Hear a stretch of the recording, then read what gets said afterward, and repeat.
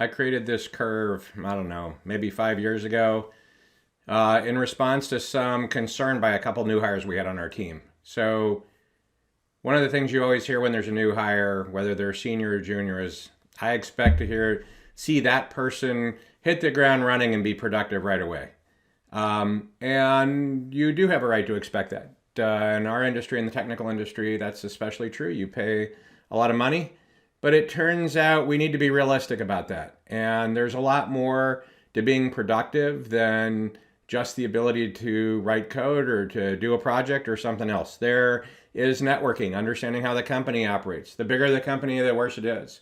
So what I would argue is that there is a curve where a person delivers a percentage of their capabilities, and that curve moves up over time. And it probably takes a full year for somebody to reach their full potential. Now, that curve could move left or right on the timeline based on how well you onboard people and how supportive you are, or how supportive a company is. And the percentage of capabilities in the chart here, I think, really is the percentage of capabilities. It's not the raw throughput. So I'm not saying everybody has the same throughput at month 3, but that of a person's capabilities or their skills at that period of time, what is the percentage of that capability that is being progressively being applied to the problems at their work, right? Like how well it's being applied. So if it's a senior resource, their actual capability might be higher than would be higher than a person with lower capabilities or lower skills, but their percentage deliverable, I think, is the curve is really the same. And so this always gets people, I think, in the beginning when somebody joins the team, they are actually a drag on the team. There is no way around it. No amount of arguing is going to make it different. They might bring some skills to the table for a problem they've solved previously, but in the end, whatever questions they ask and other things are actually a drag on the team. And their percentage of capabilities deliverable, I would think, actually drops from the first week. Because as they start to dig in a little more and become more active, they're actually more of a drag on the team, right? They're going to ask more questions. They're going to break something, or they're going to redo something that somebody just did because they didn't realize it existed. So my general curve when I have a new hire is something like this. Month 3 is probably the worst month you're going to be there. You're not going to feel very productive. You'll realize all the stuff you don't know. You don't have a network. And it's just, I have another one I was going to do called the month 3 crevasse, because it's just like, what was I thinking?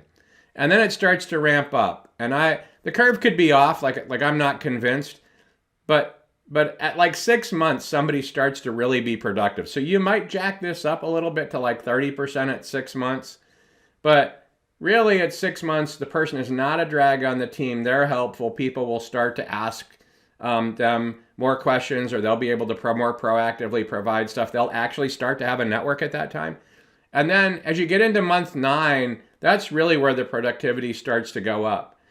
That from then on, people feel like they're really contributing, right? Like they get what's happening. People actually, they know stuff other people don't know, or they know stuff where stuff is, right?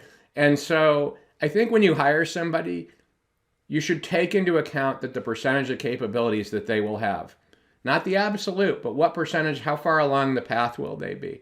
And we just need to realize, and if you jack a bunch of people into a team at once, you multiply this curve times that number of people, right? So if you drop 10 people or 6 people into a team, or a third of a team is brand new, you've just knocked 10% off of all of those people's capabilities, and that affects everybody on the team.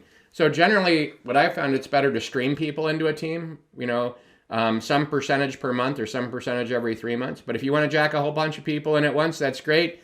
You will crush the performance of that team for some period of time if they're involved, or you can just have them not be productive and then the rest of your team moves along. So that's it. I'm sure everybody's got an opinion on this. I look forward to hearing them.